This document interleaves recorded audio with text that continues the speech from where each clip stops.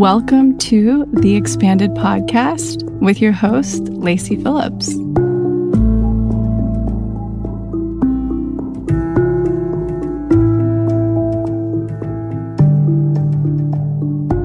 As a leading manifestation advisor with a process that's, radically different from the old New Age model, mine is rooted in psychology, neuroscience, and my energetic gifts. I created this podcast to help you expand your subconscious limiting beliefs about the potential of deserving the manifestations you're calling in. Therefore, you're tuning into this podcast series to show your subconscious that anything you desire is possible. And by pressing play, you've already started the process of manifesting it. If you enjoy this episode, please leave us a review, comment, and share it with your fellow manifestor that's struggling or could really benefit from the information that you're about to learn.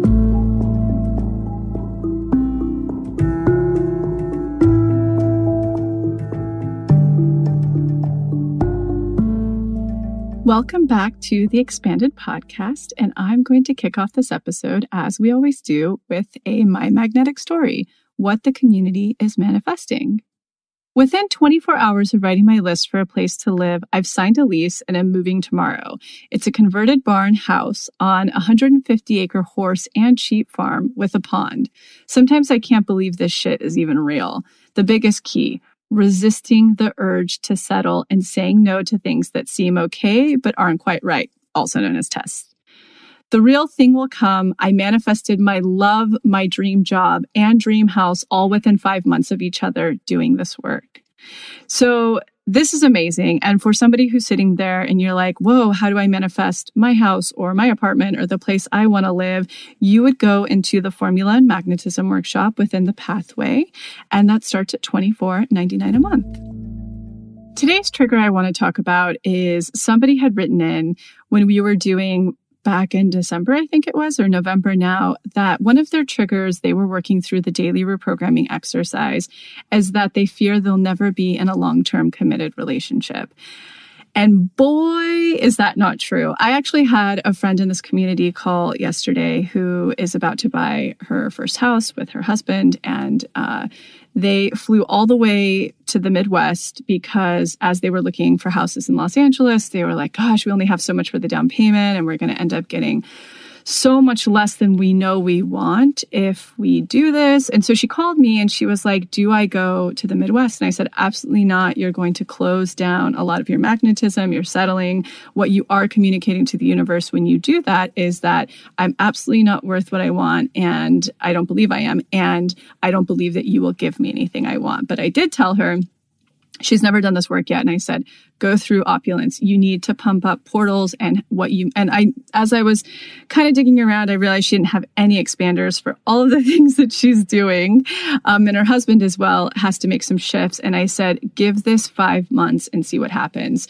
And what my closing to her was, you can have any home you want in Los Angeles that's authentic to your core essence, as long as you're expanded enough for it, if you are unblocked enough for it, and you're in your worth about it. That's the foundation of all of this work. That's why this manifestation formula actually works. And so as I was saying that, I had this moment for all of the people that are sitting there that haven't yet been in their, long-term committed monogamous relationship. And I have to say to you that you will have that. You are capable of having that. Anybody can have it. There's a person for everybody in the world. In fact, I believe there's many people for everybody in the world. You just are suffering from a couple of things subconsciously. Either you're protecting yourself and projecting out, stay back, stay away because of trauma you witnessed or modeling you witnessed growing up, or abandonment that you went through growing up. You literally on a subconscious level are blocking yourself by saying, I can never get hurt if I don't allow anybody to come near me. So examples of this are people who are emotionally avoidant. They're love avoidant. It's the person who keeps dating people that aren't right for them because subconsciously there's a fear that if they do go after someone right for them, then they'll have to commit. And then, of course, they can be hurt. So there's some trauma going on there that needs to be unblocked. Incredible unblocking tools for that are the daily reprogramming exercise, reparent, and shadow. And then the only other component is you just haven't expanded enough. You have literally not seen to believe on a subconscious level that the type of relationship that feels safe enough, secure enough, is out there for you. You haven't seen it to believe it. And then the only other third component that could possibly be preventing that is that you don't feel worthy enough. You don't feel good enough. You don't feel attractive enough. Somebody, may not ever like your body or whatever our shadowy thing is. So anybody that this is resonating with, you're needing to go down and expand. You can use the expand roadmap. We'll take you all the way through reparent and shadow and the daily reprogramming exercise for this. So you kick a lot of birds with one stone. And then after finishing that, which you, again, cover everything, go into partnership and do those simultaneously together for a few months and watch what starts to uncover itself. And of course, you can find all of that in the pathway. Starts at $24.99 a month. We did it. So it's accessible to basically anyone, everyone. Instead of buying the one-off workshops that were a lot more expensive, the pathway for a full year subscription is less than the formula and magnetism a la carte by itself. So you are worthy of it. You can have it. Anybody can have it. Do not sit there thinking that that's not a possibility. I have seen when I used to take clients, the hardest cases manifest their partners. So it's up to you to do the heavy lifting. It's all in your mind. Like your mind is power. You can do all things if you don't keep saying, no, I can't. If I get myself out of that and start thinking better and putting, good energy out, I will come out of that and I'll succeed because I am so worth it. I am a businesswoman. I'm an entrepreneur, 100%. Even though I don't feel it sometimes, like I need to own it because it is what it is. It's very normal to say just follow your passion, but it's the truth. If you're passionate about something, you're always going to be excited about that thing. I think if you're doing it for others or just for fame or just for money, you're never going to be happy. Today's guest, Jeannette Ogden, has been an expander in my life for quite some time. I love this woman, and you are going to fall in love with her very quickly. So a little bit about her. She is Shut the Kell Up. Many of you probably follow her. She's a food influencer. And I thought it would be really fun to bring on an influencer that's so integrated because I think a lot of us can roll our eyes at the whole influencer scene. I mean, I technically don't even consider myself that, even though essentially I'm a part of that. So I wanted to bring on somebody who is that, but is so real. And why I wanted to bring her on specifically, not only is she amazing and beautiful and all of this good stuff, I wanted to bring her on because I wanted you guys to see firsthand outlined how magnetic you can be. Even if you don't have the formal education you believe, whatever your blocks might be or your lack of expansion, I want you to witness somebody who is so magnetic because of two reasons.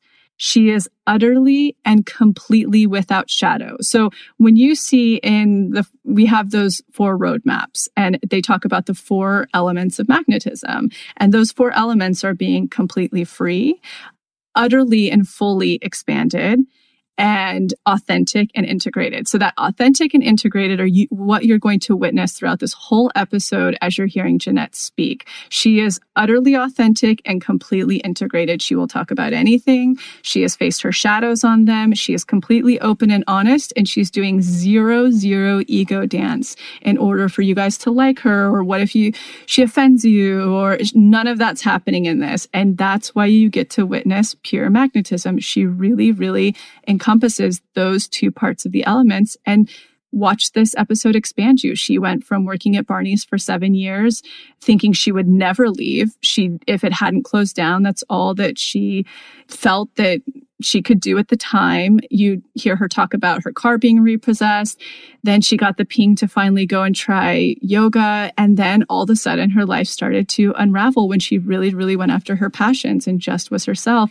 And those are the two key elements she really, really embodies that just flow with magnetism. So sit back, enjoy. This is going to be an expansive episode for everybody.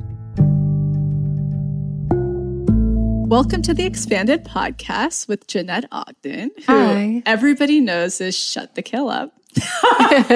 You know what's really funny is that Max, my fiance, isn't on Instagram, could care less about anything to do with Instagram. But when I would watch your stories, he started to recognize your voice so much. You're the only person he's always like, what's Shut the Kill Up to? Aww. What's she doing?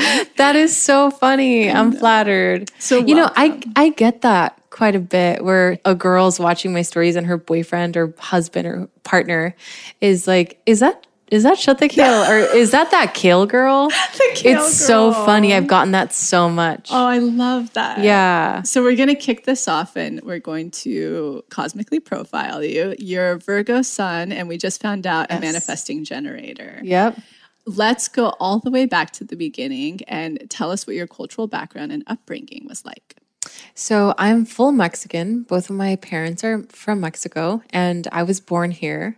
Where from in Mexico? Guadalajara and Zacatecas. Wow. Do you guys go back? We do. Yeah. I haven't gone back in like over 5 years, but every summer we would spend all of our summers there. Wow. Yeah. With what family. was that like? What were you up to? What was a normal day? We would wake up, go play soccer or like some sort of sport, go outside, and like, I mean, there's like tons of land to run around in and just hang out with like all of the cousins. I mean, we're Mexican, so we have lots and lots of family. My mom comes from 15 like brothers or has 15 brothers and sisters. Well, you guys are basically like the Irish. My mom's the same. In fact, I was just in Ireland and I was staying in this lighthouse, and the woman who her and her husband had, been the lighthouse keepers for years on it. She had 15 home births inside of that lighthouse. My grandma had all home births. Wow. 16 kids. Jesus. So I'm like, if she could do it, I could do it. Oh, yeah. You know, that's how they used to do it back in the day. Totally. But yeah, so my upbringing was really special. My mom was always home with us. She did so much, when we were little. She would always take us out and like hang out, have a good time, put us in sports. Like we were always super active. Mm-hmm. So it was a lot of fun. My dad worked a lot. Since my mom was a stay-at-home mom, my dad was always working. So we hardly got to see him, only at nights on weekends because he would stay up later. But overall, I feel like growing up was really, really fun. Wow, and special, it sounds like. Yeah, it was really special. And did your mom go on to have a career after? No, she actually became an addict. Mm-hmm. We talk about that all the time on here because my mom suffers from alcoholism. So my mom was an alcoholic for over 10 years. Wow. Yeah, she started when I was a freshman in high school. Well, before that, she was like full blown when I was a freshman. Mm-hmm. And that's kind of when our lives totally took a turn, because it was all great and dandy and, we would go to family parties and like we would kind of notice her like getting a little crazy and then passing out, or like, both my mom and my dad would get home super late, drunk, and like one of my cousins would be watching us. Mm-hmm. And that's when we kind of started noticing like, oh, they have a lot of fun together, Totally. And we were old enough to understand like, no, like there's an issue, especially when she wouldn't be able to take us to school. Yeah, yeah. And we didn't have like a bus route near our home. Mm-hmm. It was just kind of like, okay, this is becoming more serious. And then it was just like in your face. Yeah, yeah, full blown. Yeah. And how did because she's sober now. She is. Which is amazing. 5-6 years sober now. I'm so proud of her. She's like a new woman. I bet. Yeah. How did I feel like, especially for my mom, and you're such a great expander for this, but my mom's really struggling right now because she had a whole rock bottom happen over the holiday that she's thinking of doing rehab this next month and trying so hard, and it's just such a struggle for her. So hard. So hard. How did your mom come to? So my mom hit 3 rock bottoms, basically. One didn't go so well because she was suicidal. Yeah. And that didn't work out for her. So she was put like in a mental institution for a little bit.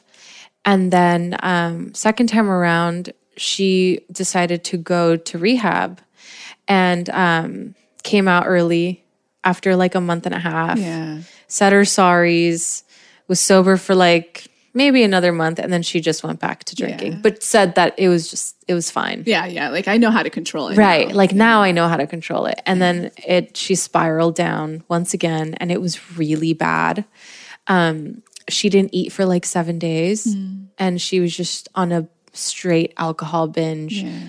Was like out in liquor stores asking for money. Like, some of my friends from high school saw that and like would have messaged me, like, or email me or page me, whatever the cool thing was, and was like, hey, just saw your mom. She okay? And then she just kind of like, she knew that something was up. And she asked to go to the hospital because she's like, I think I'm going to die. Good for her. Yeah. She had an awakening, sort of. Kind of, you know? She went to the hospital. They put her on IVs, and like they had her stay for like 2 to 3 days while she like kind of detoxed. Yeah, that's amazing that she was able to do that in the I hospital. know. Well, they had her because she had said that she was going to try to kill herself. Yeah, so they had to 150 or, right. And when they released her, like, she was crazy.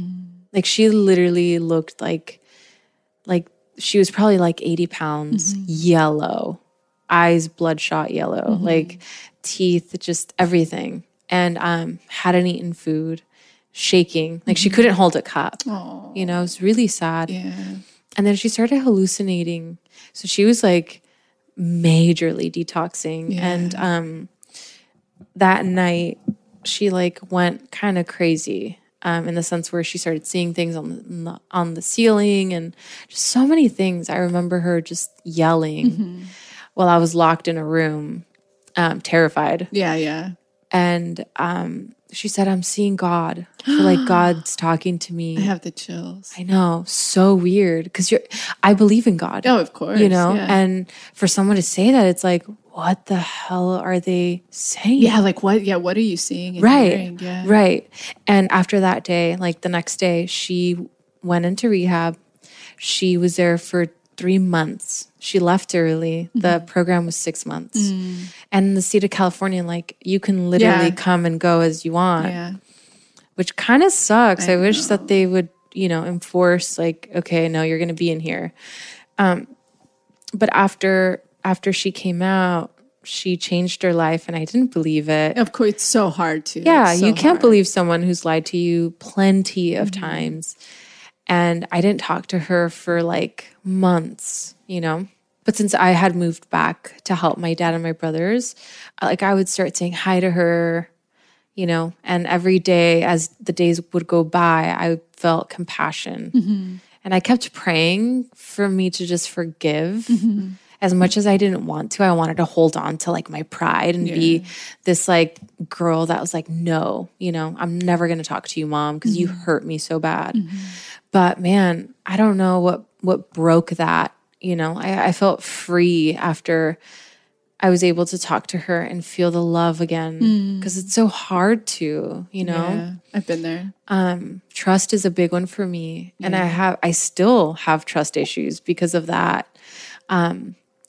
But it all worked out, and she's been sober ever since. Incredible. I'm so proud of her. Oh, yeah. And your parents are still together? Yeah, they're still together. Wow. They're both sober. Because my dad was a functioning alcoholic, you know, but they went to AA meetings. They like did all that. And they don't have a great relationship, not going to lie, but they're together. Wow, I'm just so proud of them. And they love Elliot, my little boy, They do, I bet. What are their signs, your parents?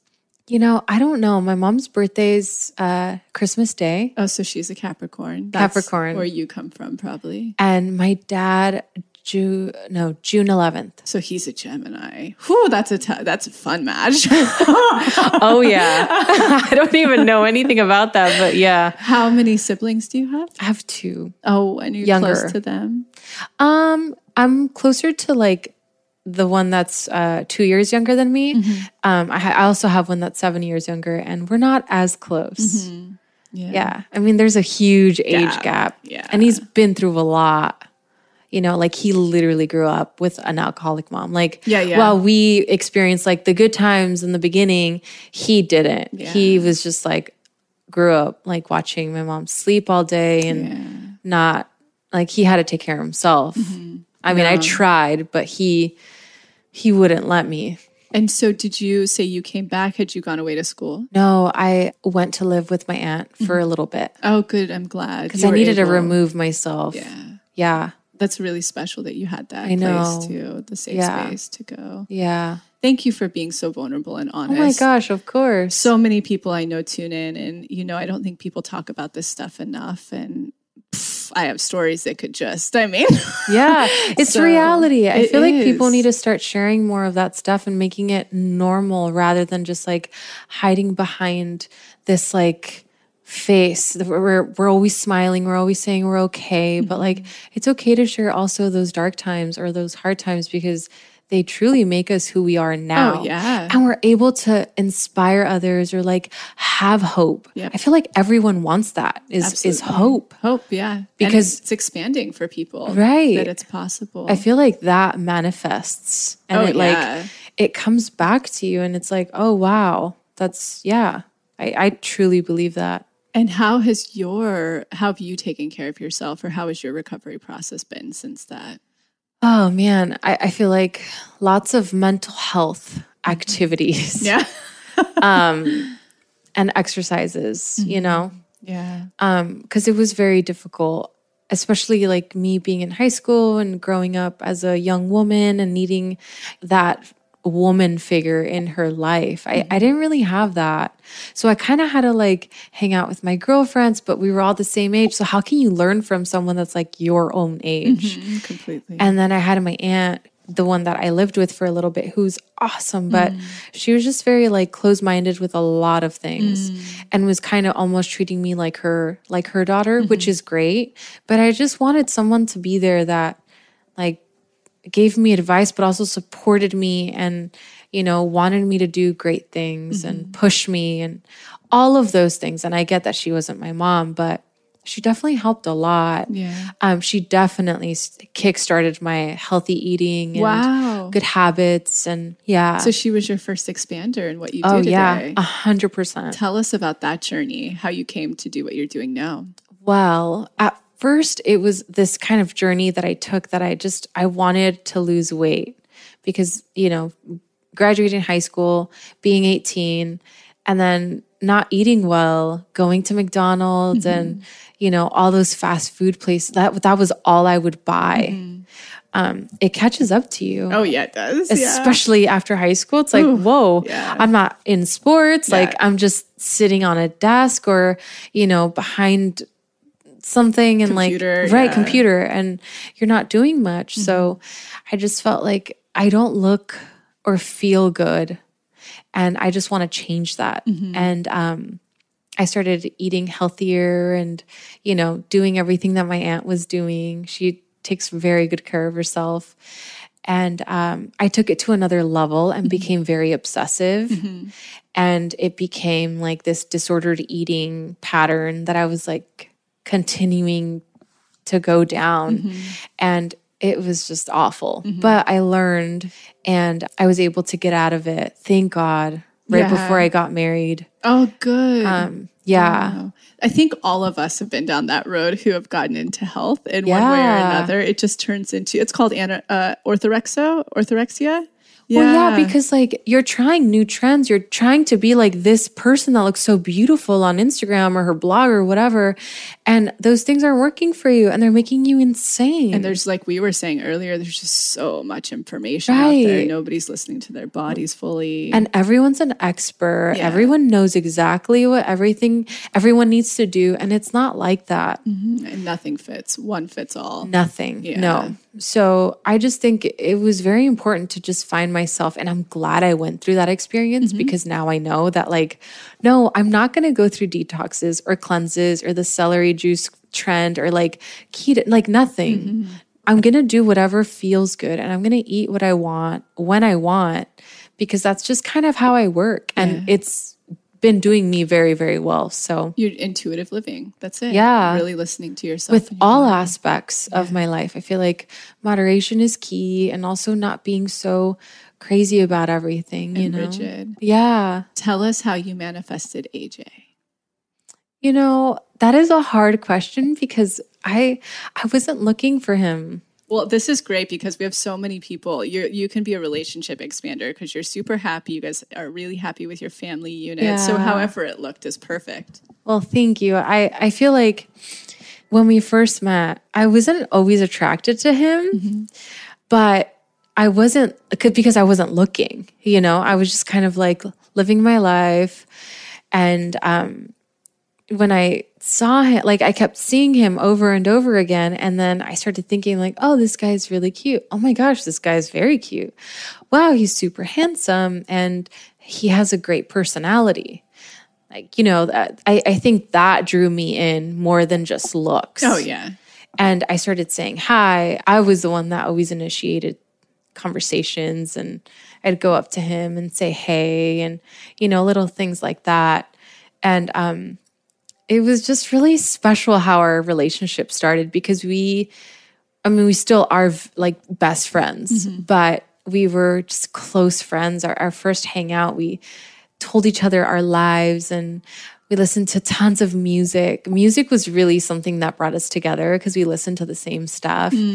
At the time, we were listening to like lots of Radiohead and The National. I love it. Oh, yeah. It was awesome. And Elbow. I don't know if you know who Elbow is. No. But it was just so awesome. I felt like I found that partner, and very, very quickly, I knew he was the one. You did. Tell us about that. Because a lot of people still are confused and question it.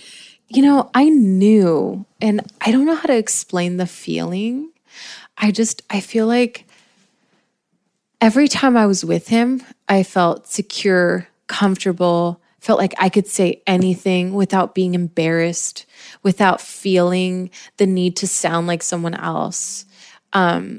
That's kind of how I was able to heal as well, as far as like my trust issues, my disordered eating, and all of the things that would bring me down. I felt like I wanted to do better for us as a whole. That's amazing. Not just for him, but for us, and he was very, very much into like work on yourself, always work on yourself, do what makes you happy. And just very supportive in that sense. And I had never met anyone like that. And we both work on ourselves individually so that way we can be the best as partners. Yeah. And also for Elliot, our little boy, because you have to have that, what's the word I want to use? The foundation. The foundation. You do. Yeah. You really do. You really do. Yeah. And it starts with us. Yeah. It really, as individuals. I mean, there's nothing I could agree with more is the autonomy individually and the completion and working on the wholeness in order to come together to become a whole unit. That's so important to say. And thank you for sharing that. Yeah. Yeah. Because that's what truly made our relationship the way it is. And it still does. For you, what was your biggest rock bottom you've been through so far? Like that crying on the floor, the world is over, the worst thing? My rock bottom, I can think of a few moments where I was just like, oh my gosh. The first one was when I was in my first relationship with my ex in high school, started dating him very young. I'm going to say I was 13 going on to 14 till I was 21. And we used to have like physical fights. We both hit. We both said mean things. He definitely started the name calling and the, just toxic. Right. And then I followed along. I mean, that was when my mom was also like just at her worst, and I didn't know who to talk to or anything. I didn't know how relationships were supposed to work because my mom and dad were never together. He was always working. She was at home drinking. So I just didn't know what a real relationship looked like. Yeah. And I know it looks different on everyone, but man, it was just, what is it? Yeah. So it was just, that was very difficult. And I remember just thinking, like, punching my wall at home, just thinking, what am I doing with this idiot? Right. And one day I had to call it quits because he kept blaming me for cheating and all that stuff. And then later I find out that he did it so many times.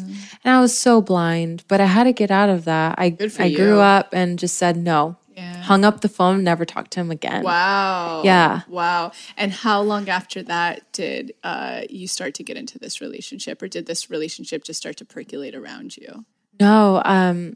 So we broke up when I was 21, and then I started seeing AJ when I was 23. Seeing him as in, like, I would see him around town, right? Yeah. Cross paths. We didn't talk or anything, and then I was gonna be 24, I believe, and that's when we started like talking. Wow. Yeah. So it was like a while. Yeah. Good. And during that time, I imagine you were just finding yourself. And yeah. I did date one guy, but it wasn't serious. It was just kind of like for fun. But yeah, it was, finding myself and figuring out what I really wanted. And I knew exactly what I wanted when AJ came around. You did. Because it was so him. Clear. Yeah. Oh, yeah. Wow. I was like, wow, I didn't know this existed. Because I never thought of myself as this person that would, like, oh, I want to get married and have babies. I never thought that. I was never that girly girl, that was like, oh, I just thought, I'll probably meet someone. I know I want kids. I've always wanted kids, but I never said I'm going to get married and, be in love with my husband, because I didn't know what that looked like. Yeah, sure. Absolutely. I had no idea. Had you ever seen modeling, any relationship modeling that kind of reflects back to you now what you have, or on TV or just around? Just TV. TV, yeah. Yeah. Because my family, like, Mexicans aren't as like, I mean, my mom is very loving, but relationships, it's just very much like the women stay home and do everything around the house and cook and clean and hang out with the babies while the men go out to work. But I never saw them together. What do you think your mom's dream would have been when she was young?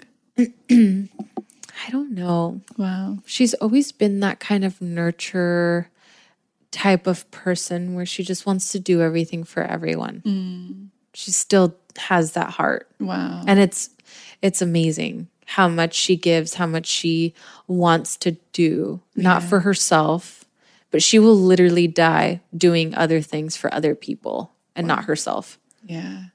Do you feel that you're able to really put your oxygen mask on first and help yourself first, and that gives you energy to really show up for everybody else? Yes. But to a certain extent, I do think that I'm in that sense of, like, I want to help others, but again, I need to make sure that I'm mentally stable. Yeah. Because for me, I know that your mind is just the most powerful thing. Yes. So you have to make sure that you're strong enough to, like, know where you're at, grounded. Yeah, absolutely. Before you go and help others, because then, it could be very bad for both parties. Absolutely. That's such an important thing to touch on. Thank you for that. And tell us, too, when you were younger, I'm so curious, what were your dreams? Or when you thought, when I'm older, I'll be doing X, Y, and Z, what were some of those?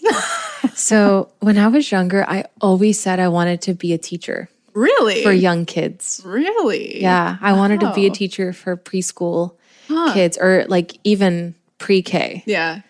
I wanted to do that because I've always loved kids.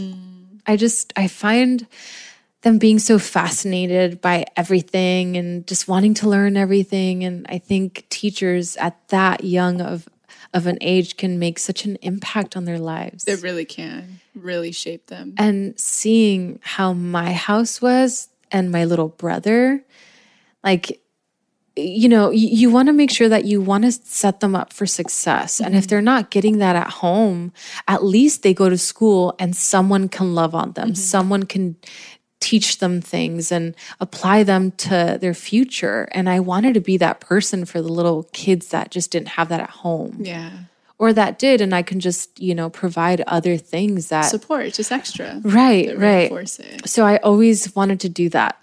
Amazing. And so tell us how you got into doing what you do now. I mean, it's just because I think so many people around the world are so fascinated by how people become, you know, influencers. And I mean, you do so much more than that too, than just influence. I mean, you really are, I think, a really special spirit out there. One of the few that I've followed now for a long time. And I just love what you're up to. How did that kind of all unravel? Honestly, it just happened. I didn't know what an influencer was. I don't think anyone knew what influencers were when I first started. I definitely didn't know what a blog was when I started. I wanted to help others, and I wanted to kind of put myself out there for people to have a sense of, like, you know, to see that there is such thing as being healthy, but also going out with your family and friends and enjoying food that doesn't have to be like 100% organic, blah, blah, blah, like pesticide free, this, that. You know, there's so many labels out there. And also there weren't any Instagram accounts that were about just overall everything. It was just like paleo, vegan, gluten-free, dairy-free, you know, so many other accounts. And I just wanted something that can give me like a little bit of everything, just real food. Yeah. And I think I was the first real food influencer out there that just wanted to teach people that they can cook everything if they use real ingredients and not, you know, box things or canned things, and just things that made you feel good and things that like you were craving, but, you know, still were easily digestible and all that stuff. And I kind of just fell into it. And then after a while, it kind of got traction. And I was like, whoa, I don't know what this is. I don't know why these people are following me. I still am shocked people have been following me for this long, but I just feel so grateful that I'm able to have a voice and a platform. And I owe it to everyone who gives me that support. Absolutely. Yeah. And for you too, what would you say has made it the most successful so far? Because that's something, and I don't mean like being an influencer in general, just having the career that you want to have, like naming your time and how it looks and following your life. What do you think the key things have made it successful? Would you say authenticity?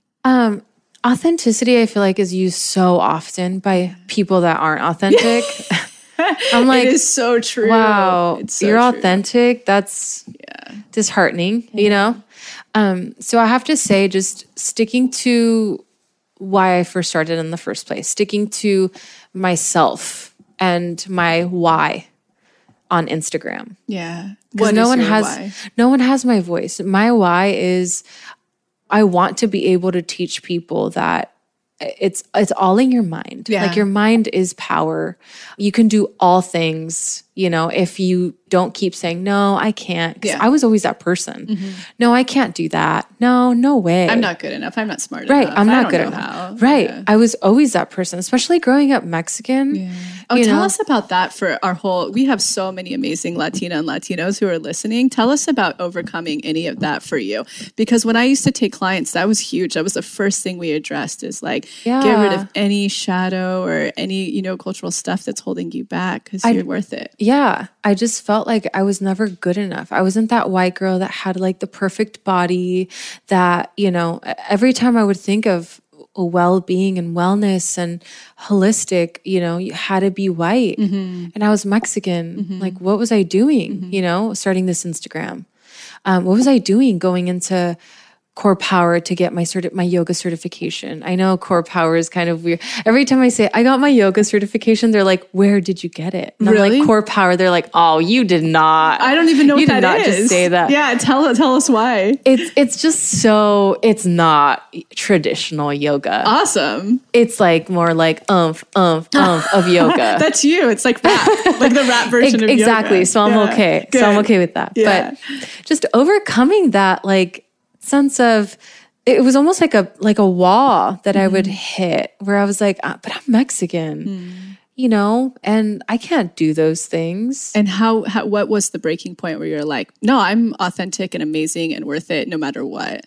I mean, I just got self-confidence, you know, again, it's all in my mind. Yeah. Like if I continue to tell myself, well, I'm not white, I'm not good enough, I don't have this, I don't have that, then I'm gonna be stuck right there because I'm putting myself there. Absolutely. And if I get myself out of that and start thinking better and putting, you know, good energy out, I will come out of that and I'll succeed because I am so worth it. Oh my gosh, yeah. We all have a voice. We just don't speak. That's so true. Or we don't think we're allowed to speak, or right. we're capable enough or smart enough or right. pretty enough, whatever our enough is. So I'm so happy you shared that. Thank you. I also married a white guy that like continues to like say, well, no, you should be proud of your roots. And, oh my God. you know, like in my mind, we're sitting here talking and I'm like, when she was in Mexico, what were they eating? What was the medicine? What were the herbs? Honestly, so many herbs. So now I'm isn't like, it so cool? Yeah. Your heritage is so rich with just incredible Tell us about like your grandmother. For instance, when you got pregnant, what were did they get on you the ritual about like the 40 days and what to eat or any of that? No, they didn't. But what they were weirded out about, I mean, because most of my family migrated here and then all of my cousins were born here. So it's like we're first generation. It's all leaving. Well, not necessarily, but like a lot of my family was like, why don't you have a hospital birth instead of a home birth? And then my grandma would say, well, no, I had home births for all of my babies. Yeah. Why isn't she allowed? Because she's in the United States and everyone goes to a hospital, you know?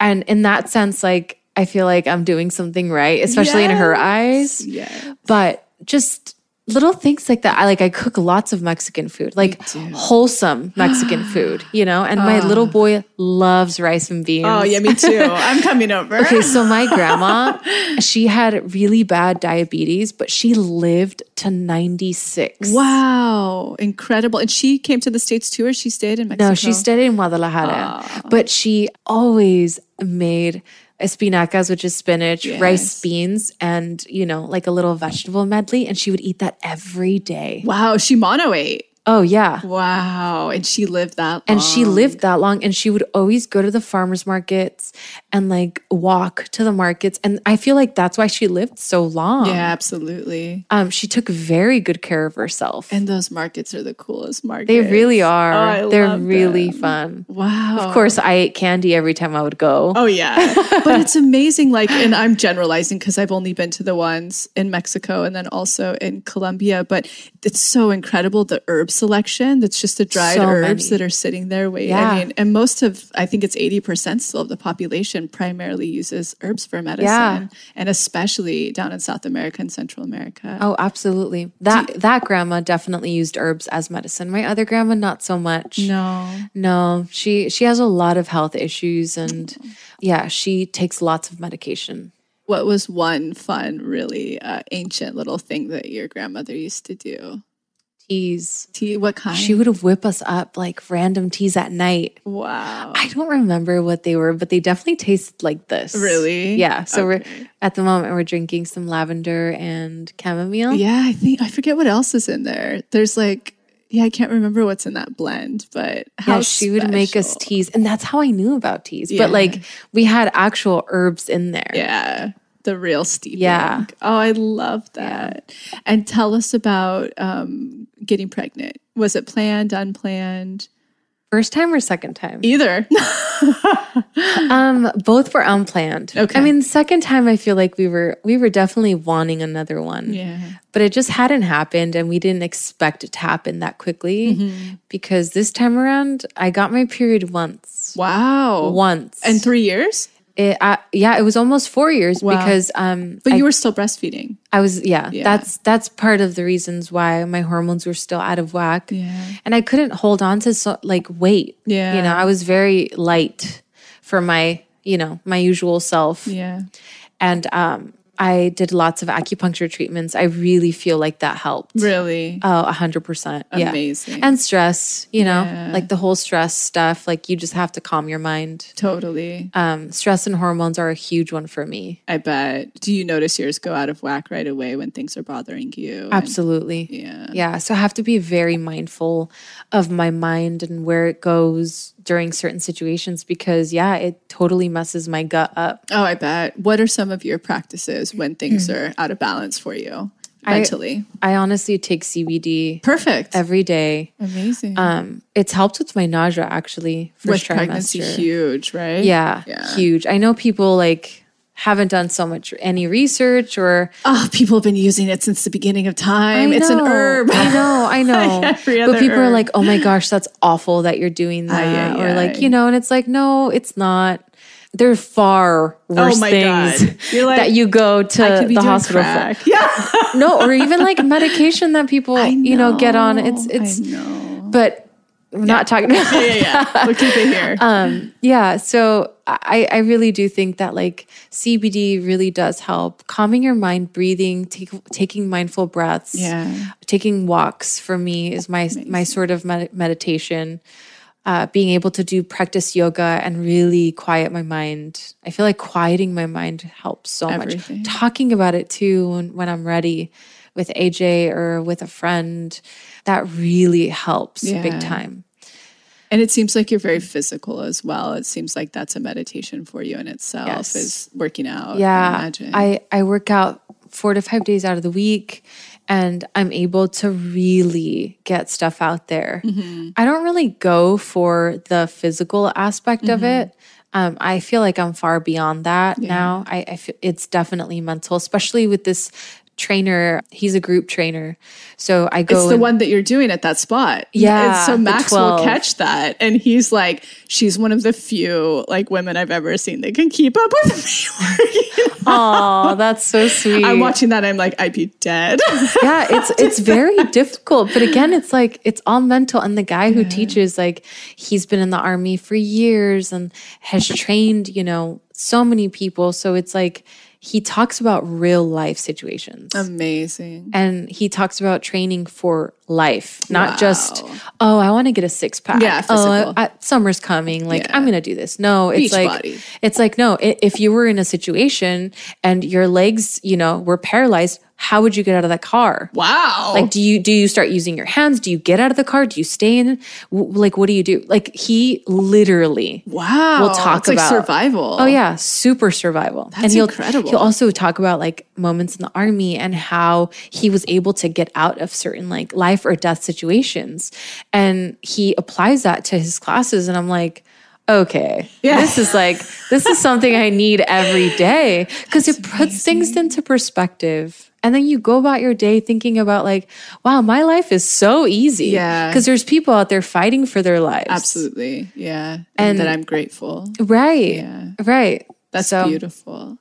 I want to pivot to, I love the way that you guys parent, and I think it's really special. Can you talk a little bit about sort of tips you guys might have or tools that you guys implement together to be able to consciously parent? So again, we make sure we are always individually good. Yeah. So we can be that foundation that Elliot needs and be good parents to him. Whenever we have an argument, whenever we, are happy or any type of emotion, we show him these emotions and we gladly explain to him what's going on. Now that he's able to understand and we, have little arguments here and there, it's hey, mom and dad are not happy right now, but we're working on things. I love that. So you communicate to him. We communicate and we tell him this is reality. I don't ever want him to grow up in a home where it's he's perfect. Bursts, Right. Because when he goes out in the real world, he's going to be what the hell? Yeah. Is this what is this? Absolutely. I want him to know that there's lots of emotions that you go through to be human. Yeah. not just like, we're always happy. I love that. So when I cry, I mean, especially during this pregnancy, I've cried a lot. Yeah. And again, he's now able to understand. So in the beginning of my pregnancy, he would ask me, Mama, why are you sad? And I would tell him. I would hide in the beginning because I didn't want him to see me cry. Mm-hmm. But then I told him, you know what, Elliot, Mom's growing your baby brother. Mm-hmm.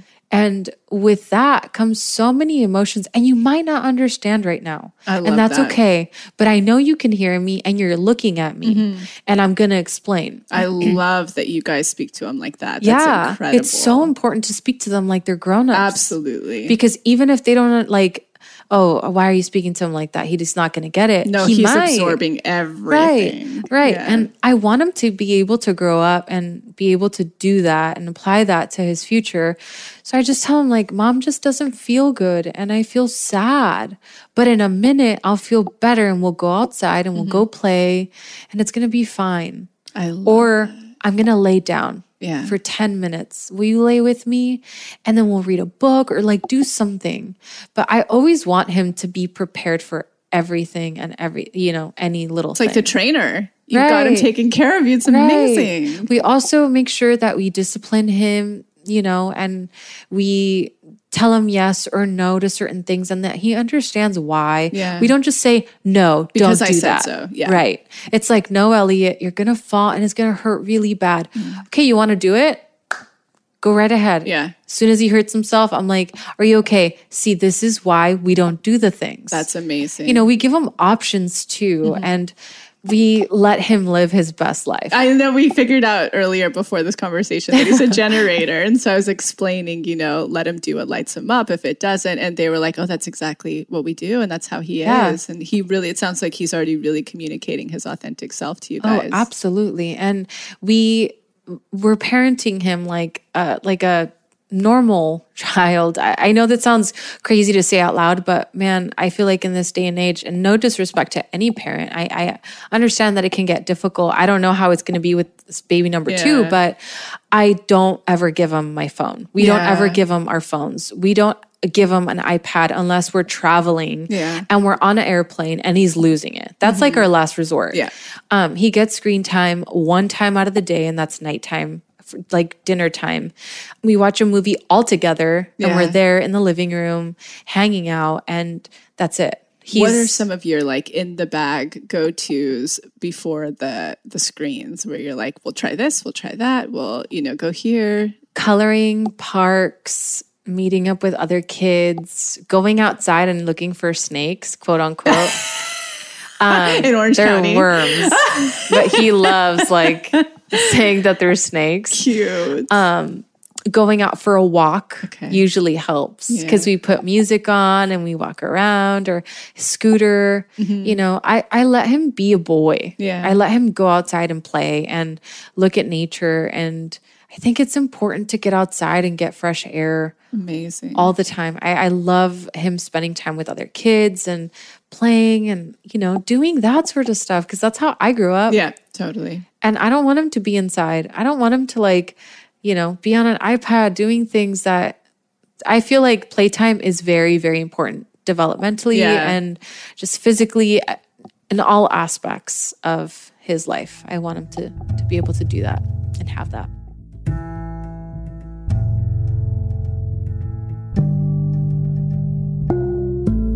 So I'm quickly interrupting this episode to invite you, if you're ready to start your manifestation journey, or if anything you've heard in our manifestation episodes has piqued your interest to begin.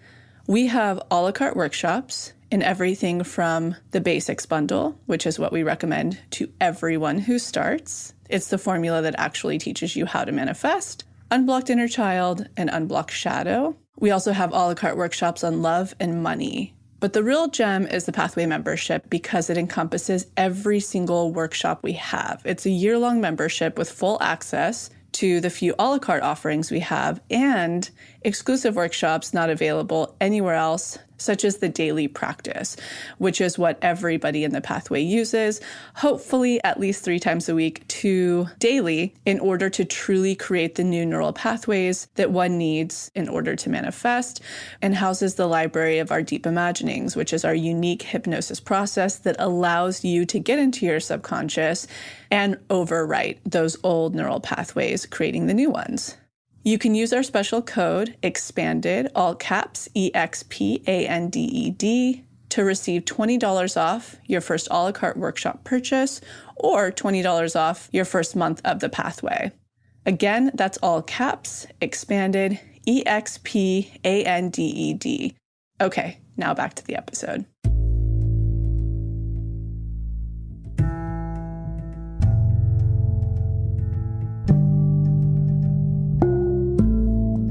What has been your biggest, and we might have touched on it earlier, but shadow aspect? So the thing about you that you're like, oh, I'm so insecure. If anybody finds that out about me, I feel so less than or unloving or unworthy. What's been that you've kind of had to wrestle with and overcome? A hard question. Because I don't know. I feel like I've been open about all things. I mean, yeah, I get insecure, from time to time. I feel like right now that I'm pregnant, there's been way more times where I'm just like, I don't want to do stories. I don't look my best. No, I've been gaining lots of weight lately. Like, I don't feel like wearing this or that or taking photos of myself. But I'm always very vocal about it. And the more vocal I am, the less it bothers me. Yeah, you're outing it. That's sort of what we talk about in shadow work, is like the more you own it, then it can't hide anywhere. And also, I feel so lucky and blessed to be able to carry another baby that I'm like, I don't care if my body's changing. I'm giving it the nutrients it needs. I'm taking care of it. It's a home to this little baby. I don't care what I look like. Yeah, that's beautiful. I'm a mom. Like, my body is for my babies. And I own it. So It's like, but again, I still have those times where I'm just like, oh, like, I started getting cellulite in the back of my legs, which I haven't had in so long. But like, it's all new to me again. And it's like, it's easy to feel discouraged or to feel like, oh, that's not, like, I don't like that. But it's so normal. Women's bodies are supposed to have fat. We're women. Our bodies aren't meant to look good in a bikini. They're meant to be homes to babies and get pregnant. That's what gives hormones. Exactly. You need the fat to fill the hormones. Exactly. When I was like, when I had just given birth to Elliot, I lost so much weight because I was breastfeeding like crazy. I did not have not an ounce of fat, and I kept losing weight. I was eating, you can only imagine. Yeah. I mean, thousands and thousands of calories. Yeah. And still couldn't hold on to weight. Again, 3 years later, still breastfeeding, and I couldn't get my period back, couldn't get pregnant because I wasn't like having a period. I was still ovulating, but it was very difficult to track any of that. And finally, when I was able to gain more fat, I was like, awesome, got my period, feel like a woman. And now I'm pregnant. Like, amazing. How beautiful is that? It's amazing. It's so amazing. I feel like those little imperfections are literal, like, that's me looking at myself like in a more beautiful way than, always being ripped and like cut up and the lens of society. Right. Exactly. Exactly. And career-wise, what are you manifesting now? Oh man, I'm manifesting so much. I really am. I've been coasting. I've been like, oh yeah, Shut the Kale Up is cool. And it's a little side hustle, I really pour out a lot of me.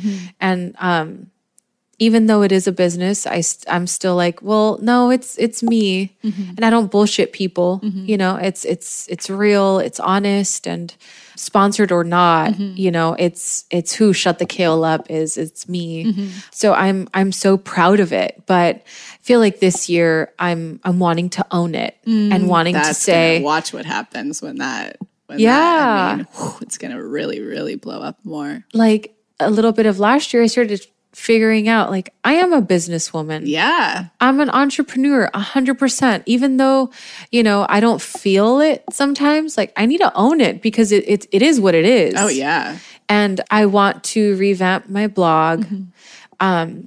I want to host events. I want to do bigger and better things because I feel like I'm hungry for that. Oh yeah, that's amazing. Yeah. And own it and watch. Like it's just gonna go bananas. I love that you're doing that. That you're consciously going to do that. I feel like that's the only part of confidence I needed. Like shut the kale up. Like I love it so much and it's me, but I didn't feel confident because it was like, no, it's just social media. Totally. But man, it's a platform and I'm so proud of what I've done. And it's a brand. You are going to transform it into a major brand, I'm sure. Right. So that's beautiful. And for anybody listening, I think you guys can really relate. We all have that. I just call it shadow. It's like, I used to have people come to me, who are wanting to manifest like a bigger following or a bigger career or make more money. And I'm like, well, where are you hiding?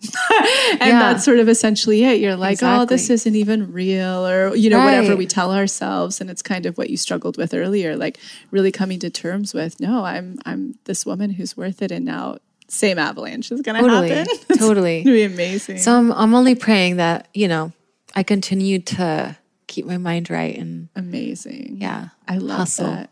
And so for any entrepreneur out there that is sitting there and maybe stuck or wanting to start something, they have a great idea. What would be your biggest key expanding things you would say to them? I would say follow your passion. It's very normal to say like, yeah, just follow your passion. But it's the truth. If you're passionate about something, you're always going to be excited about that thing. And you won't lose light. I think if you're doing it for others or just for fame or just for money, you're never going to be happy completely, like content. Ever. Like happy, it's a feeling, right? But you won't ever feel that joy, like that deep joy where it's like, wow, I'm continually feeling inspired. I continually want to do this or that and want to expand whatever I'm doing. I think that's number one for me because I was always happy, quote unquote, doing random things, working for other people. But I never felt that sense of like, this is what I'm supposed to do.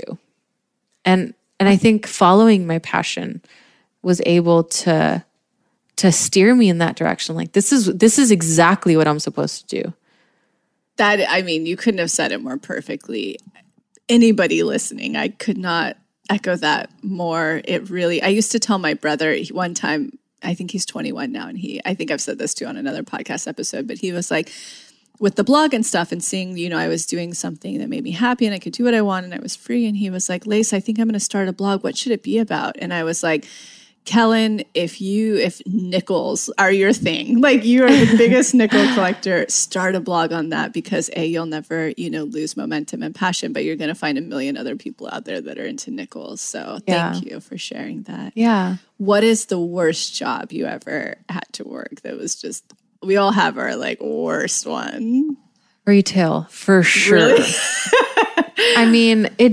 I worked for Barney's for almost 8 years. Wow. Yeah. Well, you're such a Virgo. I am. You're so loyal and stuck to it. Wow. I would have been if it didn't close down. Wow. Yeah, I would have still been doing that. That's incredible. If it didn't close. We never expected it to close, but like they shifted and like branding and all this other stuff that like, they were like, this just doesn't make sense anymore. We're going to have to close your location down. Wow. And I could have easily gone back to working in LA because I worked at the Grove for 2 years. Wow. Yeah. And came back to Orange County and worked at that store as an assistant store manager.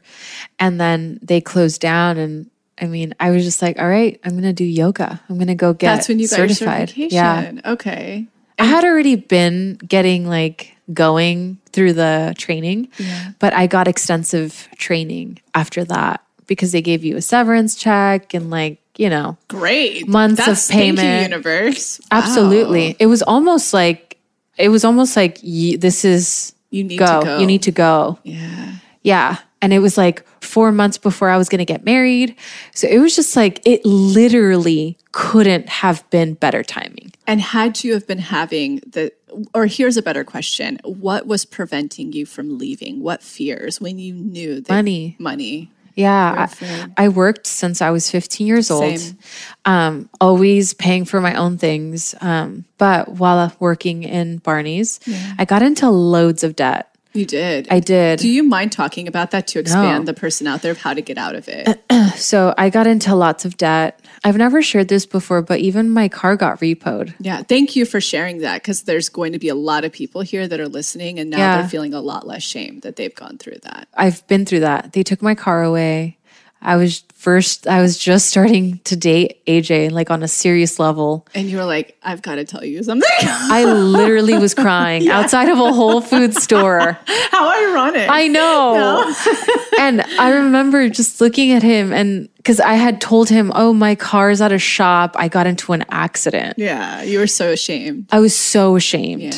But I was in so much debt, and I was just like paying for clothes and shoes and trying to look like this girl that would shop at Barney's, but I was working there. Yeah. Like, shame on me. No, thank you for sharing that. A lot of people do that. They feel like they have to keep up with something. Yes, because again, like I wasn't happy with myself. So I had to dress a certain way for people to like me and have this wardrobe that didn't mean shit. Totally. And now like all you did was you're just having to pay for it for a long time. Right. And so after they re-put in my car and I had to like confess to AJ, I was like, I understand if you don't want to date me anymore. I know this is awful. Like my credit is ruined. Like I add no value to our relationship. Like that's how I felt. Yeah. He was like, no, we're going to figure it out. Wow. Like, you're fine. Like, this happens to people and it's okay. We're going to work through it.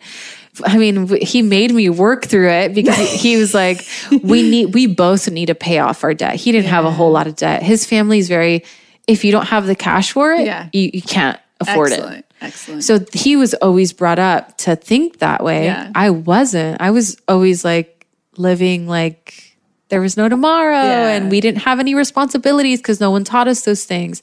Not blaming my parents for that, but just like that was our upbringing. Mm-hmm. So I didn't have any consequences, right? Yeah. Other than 1-800 calls. Yeah.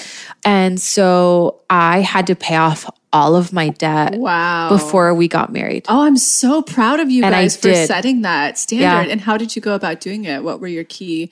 Just worked hard and I mean, all that severance money went to my credit cards and bills and this and that. And I mean, I didn't have a whole lot, but I did have thousands of dollars. Yeah. And so paid it off. And then his parents, they're very, very giving and like, you know, like just always wanting to help others. So they gave me their oldest car. Wow. And it was like a 1991 or 92 little Toyota Echo. Great.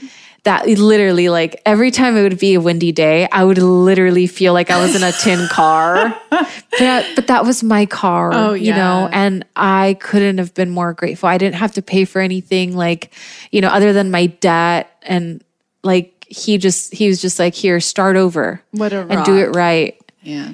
And I felt like, wow, like my parents couldn't help. Like no one's ever helped me but myself. And I got myself into this hole and, you know, you guys gave me an opportunity and I felt so like I never take anything for granted. Yeah. That's beautiful. It was really, really awesome. And so we paid our debt. We got our little apartment, got married.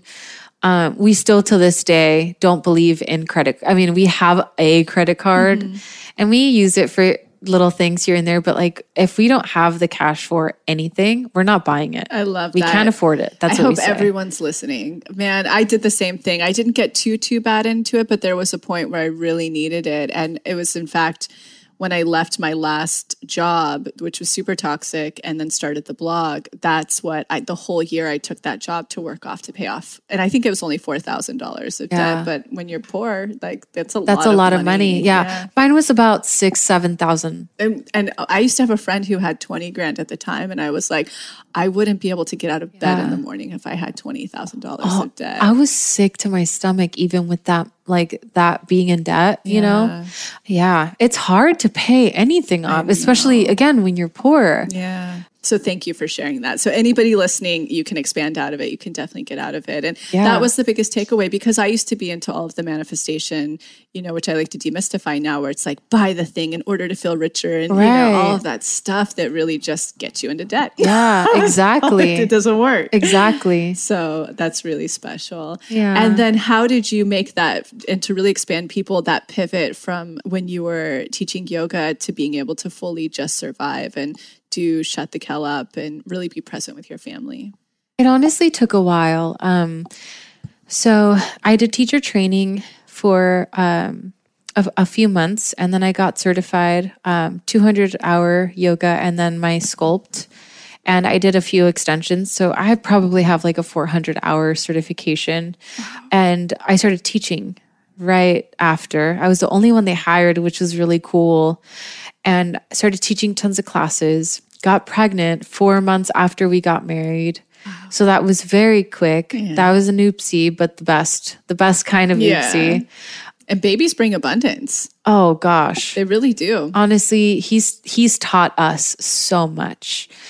And so a little after I gave birth to him, because I taught all the way up until 37 weeks. It must have made your birth a lot easier, stronger and easier that you did that the whole time. Yeah, absolutely. Wow. So after having him and breastfeeding exclusively, he did take bottles when I would go teach and stuff, but it just wasn't working for me. And Shut the Kale Up was starting to pay off. Mm-hmm. And I was able to leave my teaching job, even though it wasn't paying that much. I mean, teachers at Core Power don't really make much. I honestly did it for my students, but I left probably when Elliot was 6 months and just solely started doing Shut the Kale Up. AJ was touring a lot, so I had to stay home. I don't have any help. Yeah. It's just my mom and my mother-in-law that can help sometimes when they're free. But that's how I'm able to be a stay-at-home mom and also run Shut the Kale Up. Amazing. Yeah, which I feel so blessed. And then that leads us into the next question that every mom's sitting there thinking is, what are tips of how to manage both? That's a hard one because I do a lot of my work after I put Elliot down. There's times of the day where I do get on my phone and start, responding or doing some sort of work. And that's when I tell Elliot, hey, you got to color, baby, or you have to, play upstairs in your room for 30 minutes. I literally take such little time to work during the day. It's mostly again at night. And AJ does all of my back stuff. So like all of the emails, all of the contracts and, the hard stuff. Yeah. I get to play basically and take the photos and write the captions. And for me, I feel like the content I always put out is very, like in real time that it just comes so easily to me. Sometimes I do need quiet time, and that's when AJ comes in, takes him to a park. I write whatever I need to write or do whatever kind of work. But it's hard to juggle both, really, because I'm very much like, I don't want my son to watch me on my phone all day. Yeah. And he's old enough to tell me, hey, Mom, get off your phone. Wow. Good for him. Yeah. Wow. He literally grabs my phone and says, no work, Mom. Wow. And he puts it like face down. He's so smart. Yeah. It's crazy. And that's when I'm just like, oh, that's my cue. Like, let's go to the park. And again, I'm very present. And I'm not that type of influencer person that's like on her phone all the time, needs to be on her phone all the time. I can easily log off and not even take a look at it and be okay and be at peace. I don't have to post. I don't have to do this or that. You don't feel the pressure. Right. It's like I do what I can, and that's what Shut the Kale Up is. So. And it really reflects that honesty. Thank you. Well, we're so grateful for you. The last thing that I like to have anybody do culturally is if you'll speak your native language to tell somebody out there who's sitting there hoping that they can do the same thing one day, just any words of advice or lifting them up and telling them they can do it. Yes, of course. Cualquier persona que está escuchando, tú lo puedes hacer aunque pienses que no eres buena o que no eres inteligente. Tú lo puedes hacer si tú dices, sí lo voy a hacer. Y vas y agarra lo que necesitas que agarrar y hazlo. Porque nadie más te lo va a dar. Beautiful. Thank you for being here today. Yeah, we're so grateful. Thank you so much. And congratulations. I appreciate it. Thank you. Bye, everybody. Bye. Thank you so much for tuning into the episode, and I hope you enjoyed it as much as I did, we did. And in case you're not totally ready to join the pathway yet, I wanted to share a few of our free offerings that I'll often suggest to people as a little bit of a blueprint to get them started on their manifestation journey. The first place I like to direct people completely for free is the motivation. You can see it linked below or on our homepage as our testimony library. And it's categorized by different subjects, whether you're calling in career, money, love, wellness, and much more. When you're reading about a member's experience of what they manifested, you're actually seeing to believe and showing your subconscious that that very thing is possible for you. The second place I like to direct people is to the free clarity exercise, which is also linked below. In it, you get to try our own unique hypnosis process, learn about the science, and some journaling prompts. And the best part about this, you'll get a tiny taste of what it's like to go into your hypnotic state, bring your subconscious forward, and create new neural pathways while receiving clarity. And the third thing, if you haven't listened to it on this podcast yet, please go back to the episode titled Manifestation 101, where you'll learn the basics of neural manifestation to truly understand this process. So go ahead and check out those free resources, the motivation, the free clarity exercise, and the episode Manifestation 101, all linked below. And in an effort to make sure to have representation in this process series, go ahead and submit any process testimonials you have, especially to our LGBTQ+ community, our BIPOC, as well as the Ys, which is anyone in the community who is 45 and over.